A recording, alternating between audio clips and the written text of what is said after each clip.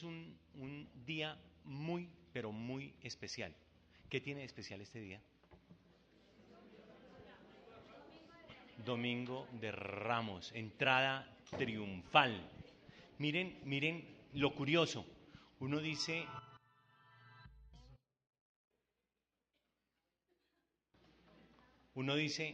entrada triunfal y uno se imagina, arrasó con todo, llegó el rey, ¿sí? Pero miren, si uno es objetivo, si uno es racional, uno dice, venga, eso de entrada triunfal, yo como que a eso no lo alcanzo a entender, que terminó muerto el rey que entró triunfalmente. O sea, ¿qué es esto? La pregunta que uno se hace es, ¿realmente la entrada de Jesús a Jerusalén fue una entrada triunfal?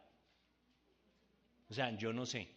Yo me pregunto y digo, no sé hasta dónde esa entrada fue triunfal, ¿sí o no? ¿Ustedes no han pensado en lo mismo? O sea, miren, lo abandonaron todos sus seguidores. Todos esos que lo aclamaban, todos lo abandonaron. ¿Dónde está el triunfo? O sea, ¿cómo es el cuento de que la entrada triunfal?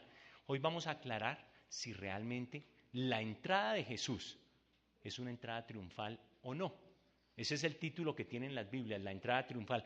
Yo lo escogí para esta predicación, la entrada triunfal. Vamos a ver si sí es o no una entrada triunfal. Para empezar, me gustaría que miráramos la directora de luces, por favor, la gerenta de luces. Vamos a mirar un pequeño videíto.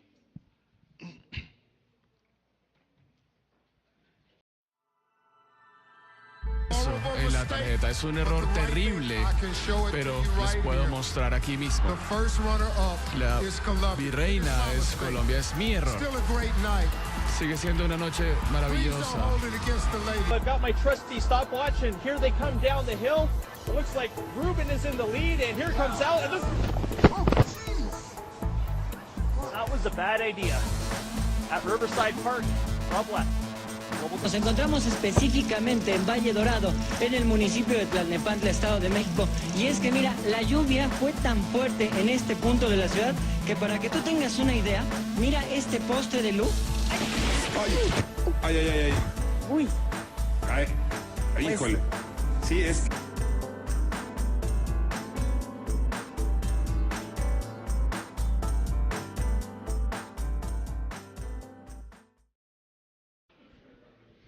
Bueno, nosotros nos reímos de esas equivocaciones, ¿no? Nosotros nos reímos y decimos, pues, chistoso, y bueno, gracias a Dios no le pasó nada a ninguno, divertido. Y normalmente a todos nos han pasado cosas así, decimos algo imprudente, ¡ay, qué embarrada! O de pronto hacemos el oso en cualquier sitio y ¡ay, qué embarrada! Listo. Hay equivocaciones que nos salen un poquito más caras. Hay equivocaciones que sí nos cuestan un poquito más. De pronto, el muchacho que escoge mal su carrera y termina frustrado. Después de un tiempo dice, la embarré. Yo nunca debí estudiar medicina. Yo soy sociólogo, o sea, me equivoqué. O estudian derecho y dicen, no, es que yo definitivamente la educación física era lo mío. Me equivoqué. Qué embarradota, ¿sí? Bueno, esas pasan, vaya y venga. Hay unas un poquito más graves. De pronto, cuando cometemos el error de tomar decisiones equivocadas moralmente y eso me lleva al fracaso en la vida. ¿Han pensado en eso? Que de pronto decidimos y todo lo que hacemos en la vida es tomar decisiones y de pronto tomamos una decisión y eso nos llevó al fracaso. Un muchacho, un adulto, cualquiera empezó a consumir droga y terminó metido ahí. Se le acabó la vida. Hay otras que también le pueden llevar a una situación crítica en la vida, escoger mal la pareja. ¿Ustedes han pensado en eso? ¿Se han imaginado cuando uno se casa mal? Dios mío, eso es la roya, se le acabó la vida. O la mujer o el hombre que escogió mal su pareja termina definitivamente sobado. O sea, ¿cómo es de importante tomar buenas decisiones? Equivocarse en la vida puede terminar siendo, pero complicadísimo en esta vida. Pero ¿qué tal que nuestra decisión termine afectando nuestra relación con Dios? ¿Han pensado alguna vez que esa decisión que nosotros tomamos, la forma en que nosotros vemos al Mesías, a Dios, termina afectando nuestro futuro, y nuestro futuro es nuestra trascendencia, porque si nosotros vinimos realmente a construir una relación con Dios de intimidad y no la logramos, definitivamente nuestra vida perdió el sentido, no tiene sentido. Por eso, esto que vamos a ver hoy es tan, pero tan importante. Es tan importante, miren, les digo, es tan importante que todos los detalles, pónganme mucho cuidado, todos los detalles de esta semana son calculados fríamente por Dios. Cada elemento de esta semana es perfecto. Cada cosa que va a pasar en la semana de Pascua viene preparada desde la caída del hombre por Dios. O sea, es una semana perfecta, es una semana construida por Dios. Todos los elementos que vamos a estar mirando son elementos que suman dentro de nuestra relación con Dios, el proceso de revelación de Dios al hombre. Por eso es tan importante cuando uno mira que Dios desde los profetas, 2000 años antes, estaba preparando este momento. O sea, este es un momento muy importante. Pongámosle mucho cuidado a todo lo que está ocurriendo. Y para eso vamos a usar un texto. El texto, este es uno de los textos que está en los 4 evangelios. Yo escogí a Lucas para esta predicación. Lucas capítulo 19, versículo 28 al 40. No sé si alguien no trajo Biblia, podemos prestarle una. No sé quiénes no tienen Biblia, levante la mano y con gusto se le presta. La idea es que todos tengamos Biblia. ¿Alguien no trajo? Chévere. Bueno, todos estamos ubicados. Y dice así, versículo 28. Dicho esto, Jesús siguió adelante, subiendo hacia Jerusalén. Cuando se acercó a Betfagé y a Betania, junto al monte llamado de los Olivos, envió a 2 de sus discípulos en este encargo: vayan a la aldea que está enfrente, y al entrar en ella encontrarán atado a un burrito en el que nadie se ha montado. Desátenlo y tráiganlo acá. Y si alguien les pregunta por qué lo desatan, díganle: el Señor lo necesita. Fueron y lo encontraron tal como él les había dicho. Cuando estaban desatando el burrito, los dueños le preguntaron: ¿por qué desatas el burrito? ¿Por qué desatan el burrito? El Señor lo necesita, contestaron. Se lo llevaron pues a Jesús, luego pusieron sus mantos encima del burrito y ayudaron a Jesús a montarse. A medida que avanzaba la gente, tendían sus mantos sobre el camino. Al acercarse él a la bajada del monte de los Olivos, todos los discípulos se entusiasmaron y comenzaron a alabar a Dios por tantos milagros que habían visto. Gritaban: bendito el Rey que viene en el nombre del Señor. Él es el Rey. Paz en el cielo y gloria en las alturas. Algunos de los fariseos que estaban entre la gente le reclamaron a Jesús: Maestro, reprende a tus discípulos. Pero él respondió: les aseguro que si ellos se callan, gritarán las piedras. Vamos a orar. Señor, queremos pedir misericordia para nosotros. Clamamos porque tu palabra, Señor, nos hable en esta tarde. Que tu palabra, Señor, nos alimente. Que tu palabra nos transforme, Señor. Que tu palabra, Señor, se haga carne en nuestra vida. Hoy te damos gracias por tu fidelidad, por tu verdad y porque nosotros como tu pueblo tenemos acceso a la Escritura, a la verdad de la palabra. Señor, ayúdanos a ser fieles. Ayúdanos a ser como ese burrito que te cargaba a ti, Señor.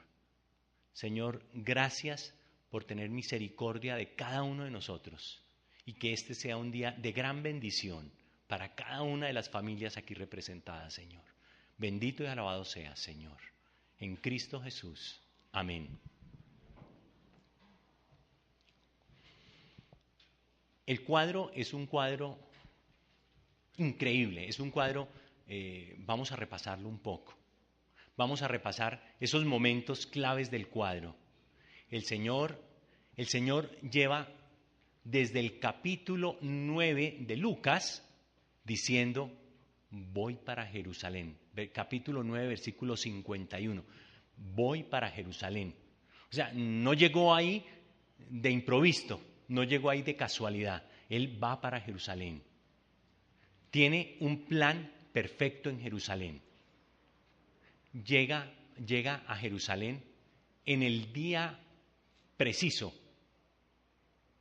Llega en el momento exacto. ¿Por qué es el día preciso? Es el día donde se inicia la Pascua. ¿Sí? Es el momento exacto donde la Pascua, para los que no lo saben, la Pascua conmemora la salida de Egipto, de la esclavitud a la libertad.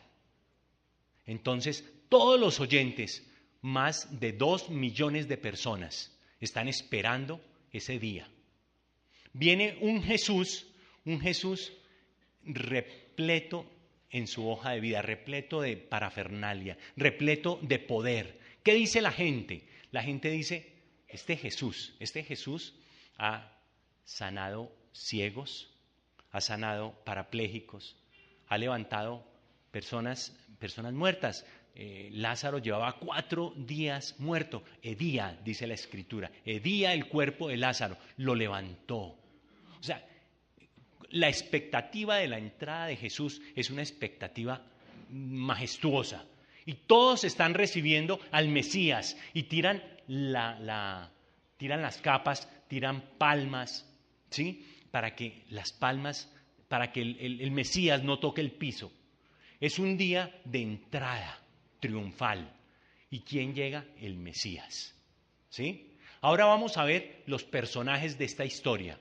Y vamos a dividir esta historia en 2 partes. La primera parte la vamos a titular, las expectativas de Jesús es el general, las expectativas equivocadas de Jesús. Y la primera expectativa la vamos a encontrar en los personajes. O sea, la multitud estaba repleta de un imaginario. Ellos decían, este Jesús es un hacedor de milagros. El primer punto es un hacedor de milagros. La primera equivocada de la multitud, de las personas que lo seguían. Él es un hacedor de milagros, porque lo veían hacer milagros. O sea, de hecho, Jesús hace milagros. O sea, pero es minúsculo, eso es de lo más pequeño. O sea, los milagros son nada más que los que señalan al Mesías. Los milagros no son el Mesías. Es como cuando vamos buscando una estación de servicio, una estación de gasolina, y vamos caminando y encontramos una pancarta que dice, estación de gasolina a 1000 metros, estación de gasolina a 500 metros. ¿Esas pancartas son la estación de servicio, la estación de gasolina?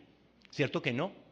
Esas pancartas lo único que hacen es señalar la estación de gasolina. Aquí es exactamente igual. Los milagros que él hacía señalaban al Mesías, no son el Mesías. Pero la gente, el colectivo, empezó a imaginarse que ese era el Mesías. Y ese es un imaginario incorrecto, equivocado. Y muchos de nosotros vamos buscando esas señales. Y nos vamos de sitio en sitio.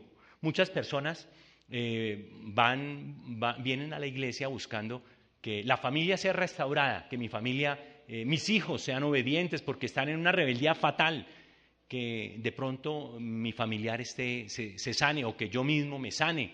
Y empezamos pensando en un Dios que hace milagros. ¿Sí? Él sí es capaz de hacer milagros, pero Él es muchísimo más que eso. O sea, ¿cuántos casos? Nosotros tuvimos el caso de una señora conocimos el caso de una señora que fue a una iglesia y en la iglesia empezaron a orar por la sanidad de la mamá y efectivamente la mamá se sanó. Después se enfermó el papá, empezaron a orar por la sanidad del papá y efectivamente el papá se murió. Y eso fue el puntillazo para que esta familia, esta señora, se fuera de esa iglesia. O sea, miren, ellos estaban buscando un lugar donde estuviera ese Señor, ese Jesús que hace milagros.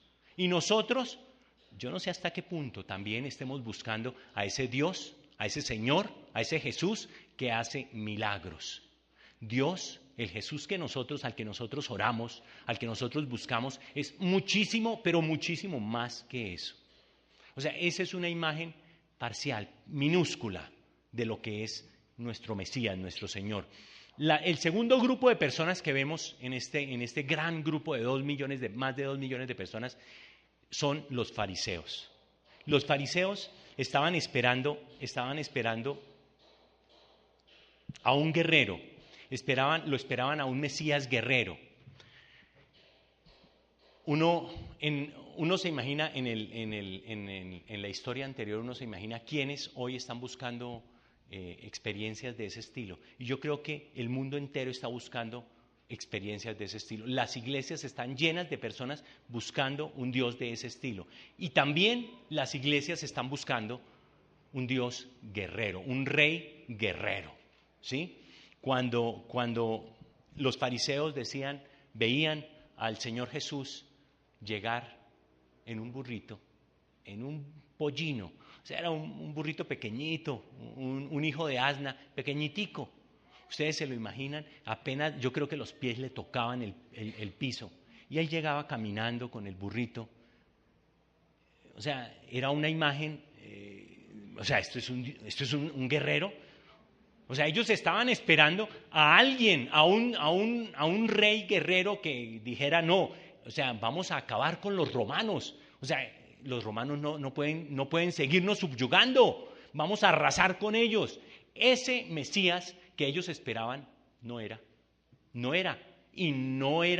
porque simplemente estaban leyendo mal. O sea, Dios se ha revelado siempre de manera impecable, perfecta, fiel. Ellos leyeron mal y se estaban imaginando a un Mesías que no era, ¿sí? Hoy en día, o sea, yo escucho a la gente, yo a veces comparto con las personas acerca del Señor. Conozco varios casos que son personas que se hacen llamar ateas y dicen, a mí no me hable de su Dios, porque si su Dios existiera, no existiría tanta corrupción. Si su Dios existiera, no existirían tantos niños muriéndose de hambre. O sea, ¿cómo va a permitir un Dios soberano, cómo va a permitir que se mueran de hambre los niños si son su creación?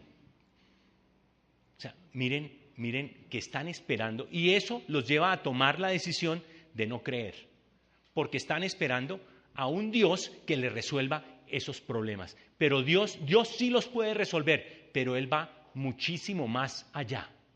Miren que no estamos hablando de un Dios, el Dios terrenal que alcanzamos a ver acá. Él está por encima y Él quiere darnos muchísimo más que eso.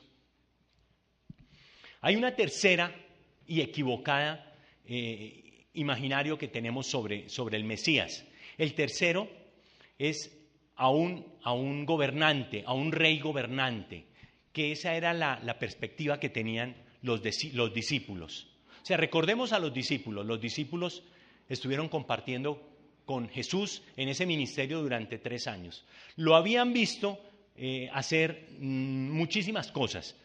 Lo habían visto tener control sobre las enfermedades, sobre los demonios, sobre la muerte. O sea, Él va a gobernar. Este es el Mesías, ¿sí? Y ellos llegaron con el corazón puesto ¿en qué? En el poder. O sea, recuerden ustedes a Jacobo y a Juan, cómo llegaron a pedir el puesto de la derecha y el puesto de la izquierda. Yo quiero poder. Ellos llegaron a buscar poder, ¿sí? Y se encontraron con un Mesías crucificado. ¿Ustedes se imaginan la frustración? O sea, es frustrante que yo esté esperando que el Mesías, que mi amigo tome posesión y resulta que la posesión la toma en la cruz y muerto, crucificado. Pues yo salgo avergonzado, salgo callado. Es frustrante. Ellos estaban esperando a un Mesías que los llevara a gobernar. Muchos de nosotros estamos buscando dentro de la iglesia, dentro de nuestra iglesia, estamos buscando identidad. O sea, buscamos en el Evangelio, buscamos en el Señor identidad. O sea, ser reconocidos. O sea, queremos tener algún tipo de protagonismo. Qué rico venir a compartir el Evangelio, que digan que yo soy creyente, eso es chévere. Ir a algún lado y que digan, no, este tipo es como buena gente porque es creyente. Chévere, ¿sí? O sea, miren que tenemos unas percepciones equivocadas. Estas son las percepciones equivocadas porque el Señor es muchísimo más que eso. Él es capaz de todo lo que hemos dicho. Nos quedamos con la cáscara, pero la nuez, la esencia la estamos perdiendo. Ahora vamos a mirar cuál es la percepción adecuada del Mesías.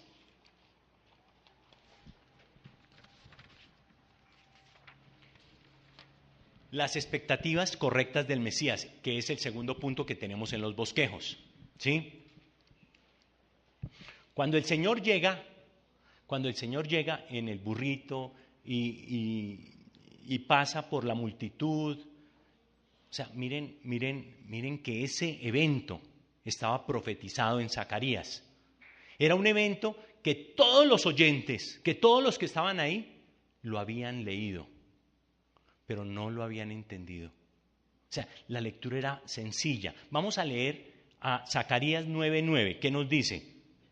Zacarías 9:9 dice: alégrate mucho, hija de Sión, grita de alegría, hija de Jerusalén. Mira, tu rey viene hacia ti, justo, salvador y humilde. Viene montado en un asno, en un pollino, cría de asna.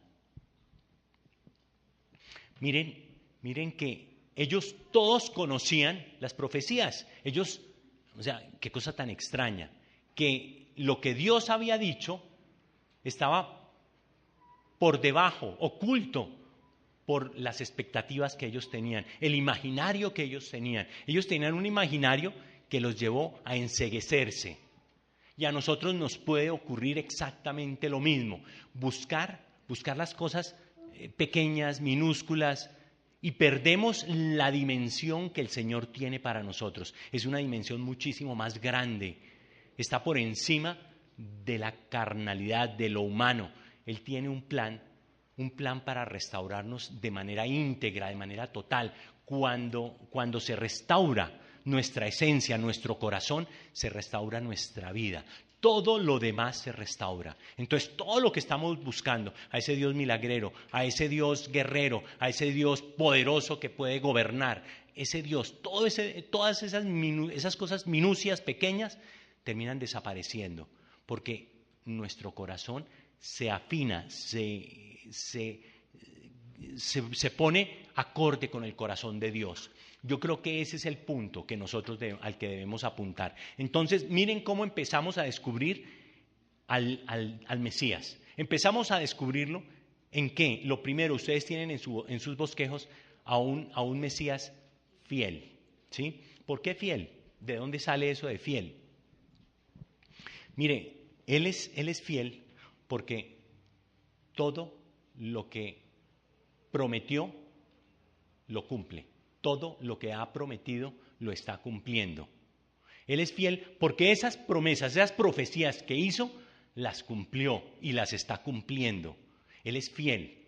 O sea, si nosotros entramos en el camino de la fidelidad, entender esa fidelidad de Dios, nosotros podemos establecer una relación con Dios.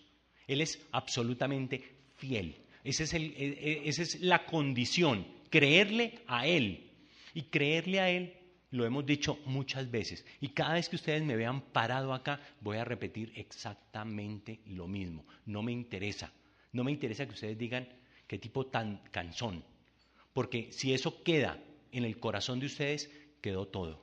O sea, fe, creer en Dios es creerle a Dios, es creer que lo que Él ha dicho es cierto. Y miren que todo lo que Él ha dicho es verdad. El Señor ha dicho, a los que aman a Dios, todas las cosas les sirven para bien. El Señor ha dicho, deleítate en el Señor y Él te concederá los deseos de tu corazón. El Señor lo ha dicho y Él es fiel, Él es verdadero. Creer en lo que Él ha dicho es lo que me permite establecer una relación con Él. ¿Listos? Por eso es esencial esa fidelidad. Entonces Dios es fiel. La segunda característica que encontramos es que Él es justo. ¿Cómo nos cuesta a nosotros entender ese concepto de justo? La justicia es que Él nos va a llamar a cuentas. ¿Sí? Todos vamos a tener que rendir cuentas. Así como el IVA en un burrito, Él es juez. Es difícil verlo como juez, pero Él, el que se presentó en Jerusalén, es juez. Y es juez porque Él ha dictado unas normas. O sea, mire, Él nos dice, si ustedes creen, van a tener vida eterna. Si ustedes creen en la suficiencia del sacrificio de Cristo en la cruz, ustedes tienen vida eterna, tienen salvación. Si ustedes no creen, no. Ustedes van a... O sea, Él ha entregado la medida es la fe.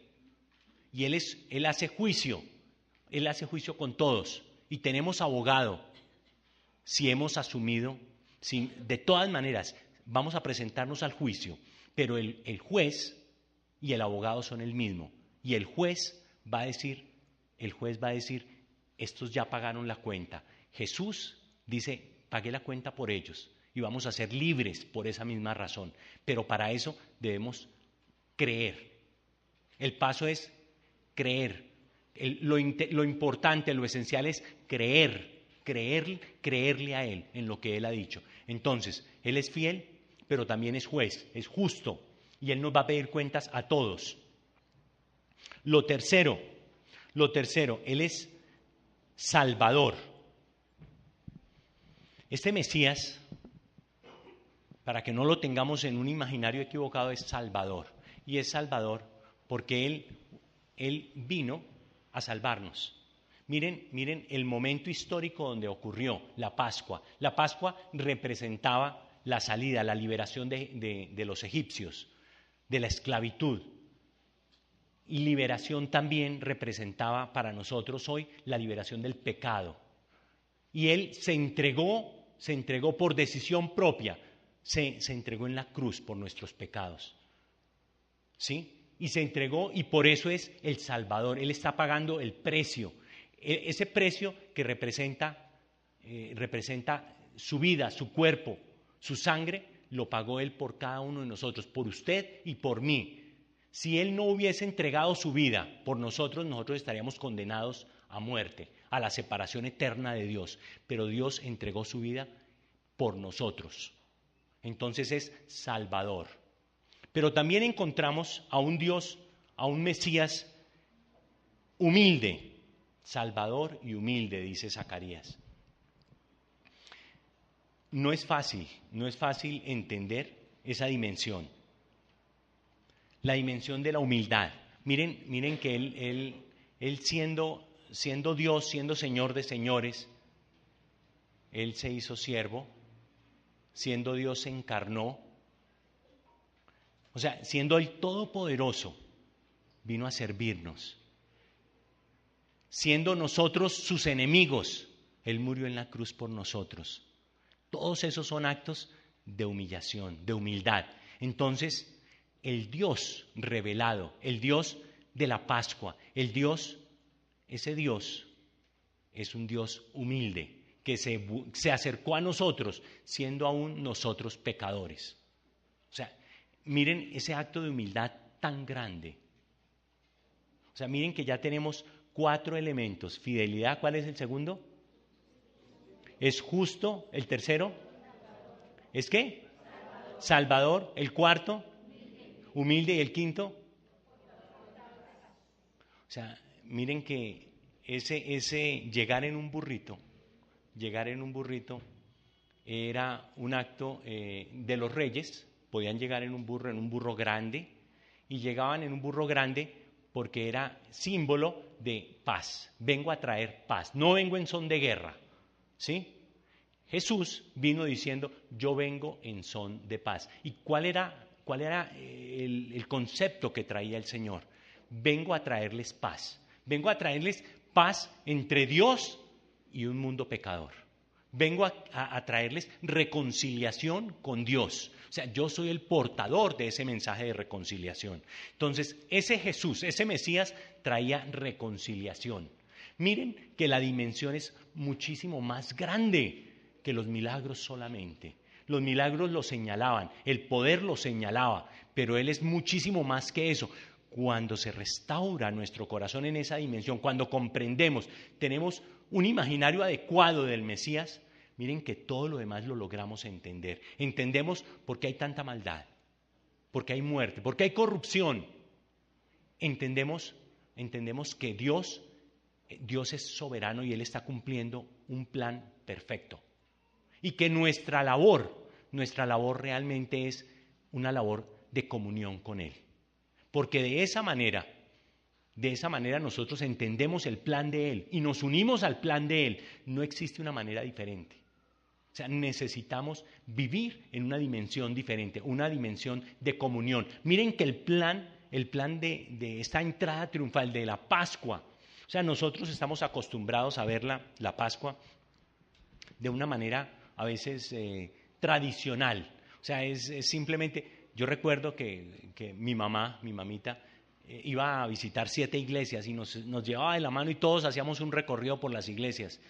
Y esa era la Semana Santa. Nosotros esperábamos cada Semana Santa, nos va a tocar ir a las iglesias. Y era un recorrido de iglesias. O sea, yo no sé qué hacían ustedes en sus casas, con sus familias, pero hicimos mucho ritual.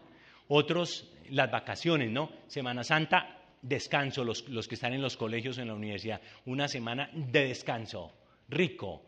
Pero miren que esta semana es una semana esencial, es una semana tan importante que el Señor ha cuidado todos los detalles de esta semana. Esta semana es la semana más importante y empieza con la entrada triunfal. Y efectivamente es una entrada triunfal, porque Él triunfó. O sea, miren la dimensión. Él triunfó en la cruz porque venció a la muerte, venció al pecado. O sea, Él es un triunfador. Y nosotros, por creer, nos unimos a Él en ese triunfo. Nos identificamos con Él en ese triunfo. Es tan importante que tengamos claridad, que no perdamos el imaginario de quién es el Mesías, que no nos perdamos en las banalidades del mundo y empecemos a mirar a un Mesías que va mucho más allá y que quiere restaurar la esencia del ser humano. Porque si se restaura la esencia del ser humano, se restaura todo. Todo lo demás se va a caer por su propio peso. Por eso nosotros nos tenemos que unir en ese sentir, en ese sentimiento de buscar al Dios verdadero, al Mesías verdadero, y dejar de mirar las cosas pequeñas del Mesías.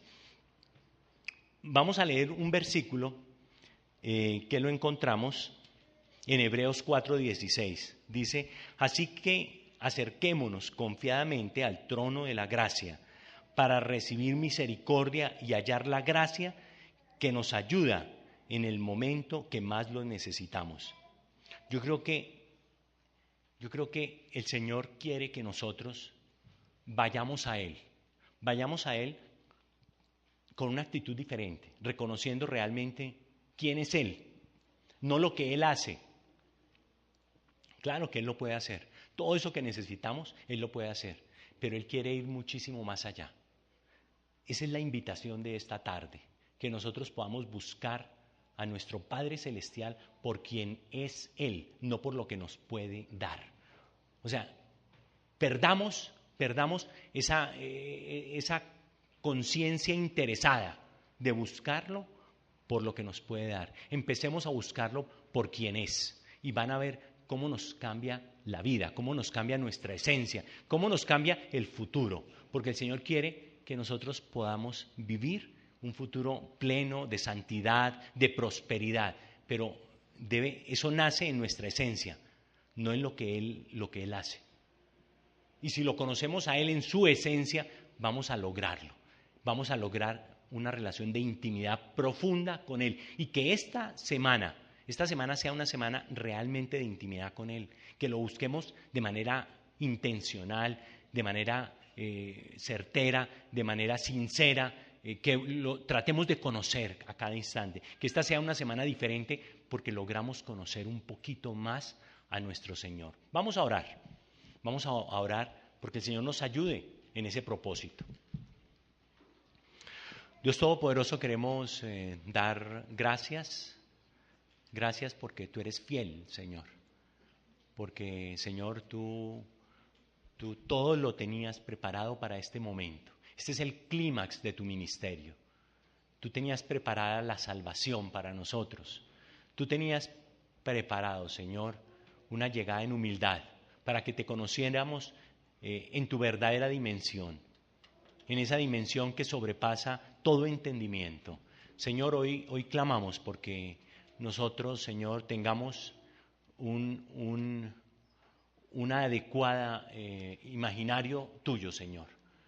Que te veamos y te busquemos por quién eres, por lo que has hecho por nosotros. No. O sea, tú eres más que eso y tú tienes un plan muy grande para cada uno de nosotros. Queremos unirnos a ese plan, queremos reconocer ese plan, Señor. Ayúdanos a vivir en comunión, que esta semana sea una semana de profunda comunión contigo, que todos deseemos conocerte un poco más que viajar, más que descansar, más que recuperar el tiempo perdido. Señor, que antes que cualquier otra cosa, ayúdanos a buscarte y a conocerte, Señor. Que este sea un tiempo muy especial para nunca olvidar que esta semana sea una semana de cambios en nuestras vidas, que esta semana sea una semana de decisiones trascendentales para nuestra vida, Señor. Gracias te damos porque sabemos que tú nos estás escuchando, que tú estás con nosotros, que tú quieres, Señor, que tengamos relaciones más profundas contigo, Señor. Bendito y alabado seas, Señor. Te queremos glorificar con nuestras vidas, te queremos adorar con nuestros actos, Señor. Te queremos adorar con nuestra comunión contigo, Señor, y con nuestros hermanos. Que esta semana, Señor, sea el inicio de una nueva relación contigo, una nueva relación con mi entorno, Señor. Que tus intereses, tus motivaciones, tu sentir, tus planes sean mis planes, Señor. Ayúdanos, Señor. En medio de nuestras debilidades, en medio de nuestras confusiones, en medio de un mundo, Señor, difícil, ayúdanos. Te lo rogamos, Padre, en Cristo Jesús, para quien sea la honra y la gloria por los siglos de los siglos. Amén.